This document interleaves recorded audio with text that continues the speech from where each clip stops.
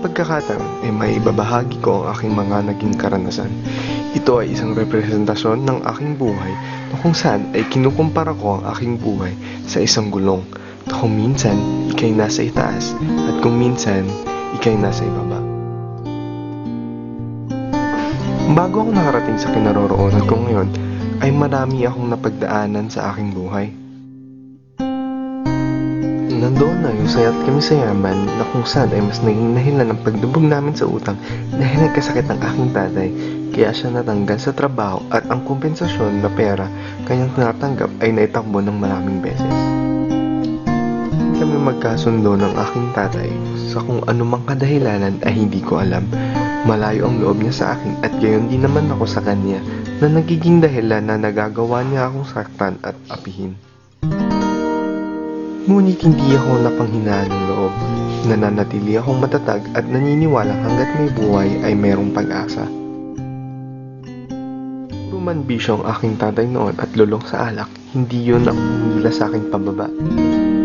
Nanatili akong matibay para rin sa aking nanay at na siyang naging dahilan upang mag-aral akong mabuti at makasama sa honor.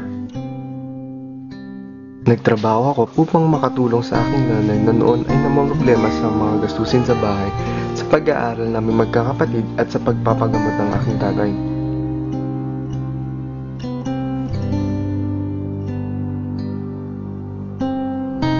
Saga ng aking katawan sa bugbog ng aking tatay hanggang sa nasanay na laman ako at numanhid ang aking katawan.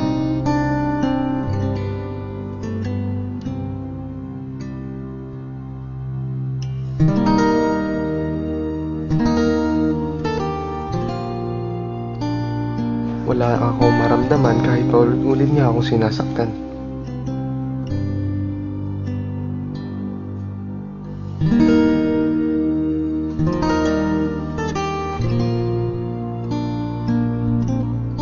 Nagsilbing inspirasyon ko upang maging matatag ako. Nagsikap ako na makakuha ng scholarship kahit hirap na hirap ako. Halos maubusan na ako ng pag-asa sa buhay.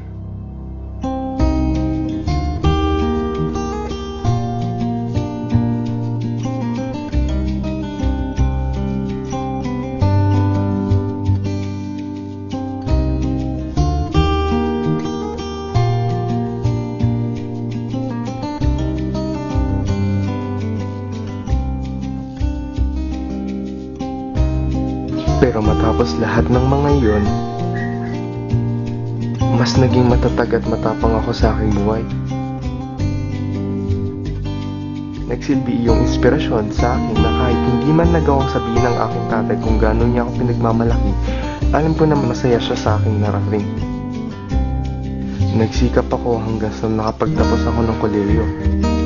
Nakapagturo ako at nakakuha ng mga parangal bilang magaling na guro. Nakapagsulat ng mga aklat at minsan pa speaker para maibahagi ang aking kaalaman na aking natutunan. Ako ngayon ay isang profesor sa Universidad ng Santo Tomas na kung saan ay permanente na akong tuturo sa departamento ng AB. Wala na akong mahihiling pa. Ako ngayon ay masaya sa aking narating.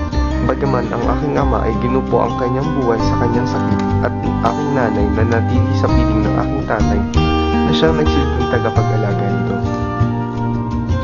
Huwag tayo mawalan ng pag-asa sa buhay. Bawat hirap na ating nararanasan ay nagsisilbi lamang pagsubok upang mas maging matibay at matapang tayo. Dahil bawat sakit at hirap ay may kaagapay na saya at tagumpay.